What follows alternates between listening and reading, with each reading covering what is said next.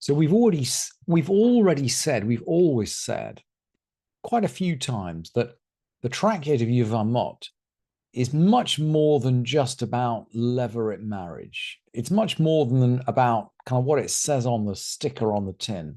It's really defining marriage in general. And at the beginning of the 7th chapter, and that's where we're at, the Mishnah is going to define certain terms, which are certain terms in the legal relationship between a man and his wife.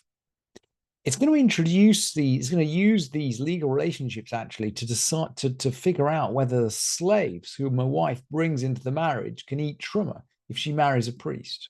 So ostensibly, we're into relationships, but we're into the classic case of a widow married to a high priest. So a widow's married to a priest. She, in theory, a woman married to a priest can eat truma, but a widow married to a high priest, well, that's a forbidden relationship, and so she can't. So the Mishnah brings in these property questions along the question of whether the slaves can eat truma. But in order to understand this, the Mishnah explains these different property types, and I've put them out on the source sheet in a kind of table just to make them absolutely clear. So there are two kinds of property, or the Gemara knows two classifications of property that a woman would bring into a marriage. One is called property of melog, nichsei melog. Melog means plucking, and the husband can actually pluck the income from this property. That's really why it's called property. It's called plucking.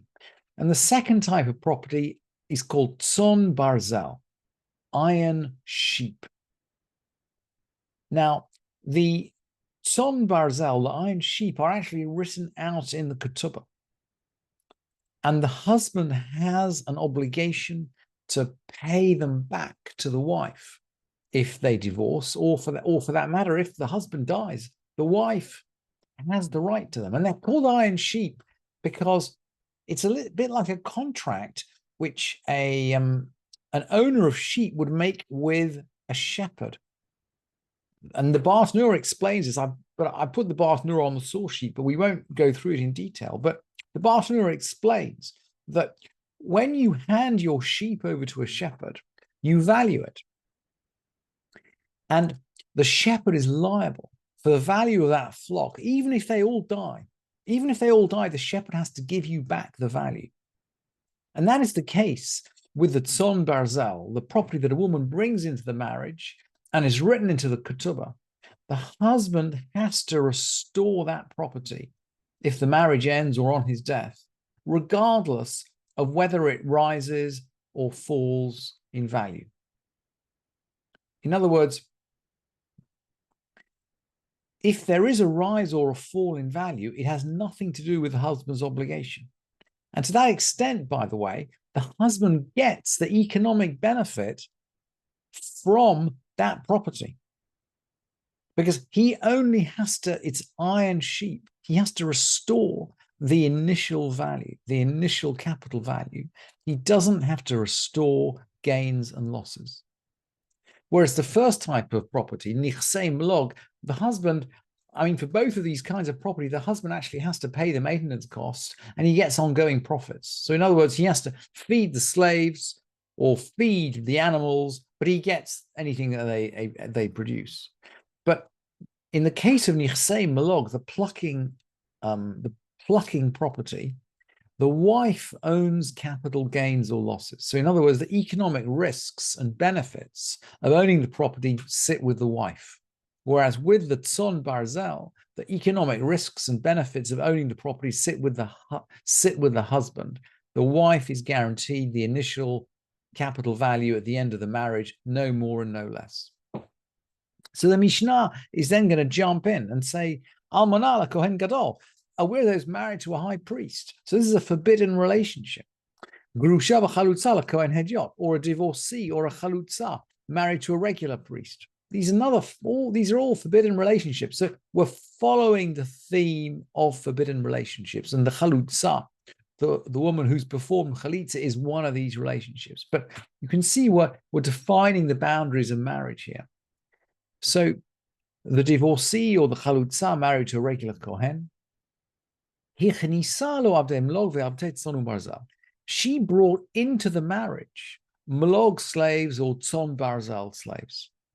In other words, property that she has the economic benefit from and that he has the economic benefit from. And this is a forbidden relationship. So generally speaking, I mean, a woman married to a high priest, she can eat truma. But a widow married to a high priest is a halala.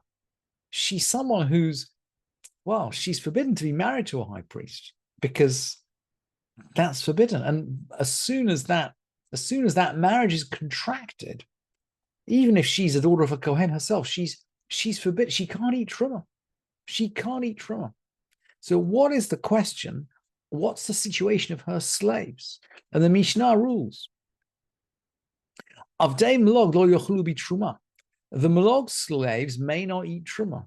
Remember, the melog property is the property where the economic gains and losses belong to the wife. So the Mishnah seems to be saying, if you own the economic benefits and costs, if you've got the costs and benefits of ownership, you've got ownership, they're yours. You can't eat truma and your slaves can't eat truma. But it continues, ve'avdei tzon barzel yochlu. But the tzon barzel slaves may eat. The tzon barzel slaves, the category of tzon barzel, iron sheep, is a category where the husband benefits from the economic, any economic increases in value. So effectively, if the economics belong to him, the slaves belong to him and they can eat truma. That's the beginning of the Mishnah. And perhaps recognizing the amount of time I've taken to explain this, the Mishnah is now going to explain this carefully and properly. So we can see the Mishnah is defining out all these boundaries. Ve'elu hen avdei melog. These are melog slaves. Imetu metula. If they die, they die on her account. They're her slaves. Ve'im hotiru hotiru. And ve'im hotiru hotiru. If their value rises, that's her profits. Even though it's the husband's duty to maintain them, he's got to feed them. They may not eat truma. He's got the responsibility for feeding them, but he can't feed them truma because economically they belong to his wife, and his wife can't eat truma because she's in a forbidden relationship. She's in a forbidden relationship with him. Let's go on to the iron sheep. Here are the tzon barzel slaves. If they die, they're the loss of the husband. Because he's still got to give back. If there's a divorce, he has to give back the full value at the end of the marriage. So if they die, he takes an economic hit. Ve'im hotiru hotiru lo. But if they increase in value, he gets an economic benefit because he only has to pay back the initial value at the end of the marriage. So he's responsible for them. Hare elu yochelu. So that means they are permitted to eat.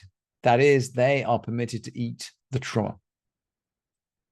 And along the same lines, Bat Yisrael, sheniseit la kohen. Let's say a daughter of an Israelite, the daughter of a regular non-kohen. Sheniseit la kohen. A daughter of a regular Israelite married a kohen. She brings him in slaves. V'ichnisa lo bein avdei melog uvein avdei tzon uvarzel hare elu yochelu. A regular Israelite married a priest. She brought him in slaves. So this is not a forbidden relationship. Absolutely not. Just a regular girl marries a priest. She can eat truma. Her slaves can eat truma, whether they're melog slaves or tzon barzel slaves. It doesn't make any difference. And the other way around, uvat kohen sheniseit liYisrael, a daughter of a priest who married an Israelite. As soon as she marries, she can't eat truma anymore. A daughter of a priest can eat truma in his house, but not outside his house. So as soon as she marries, she leaves his house. She can't eat truma. So she married an Israelite. She brought him in slaves, whether they're mlog slaves or tzon barzel slaves.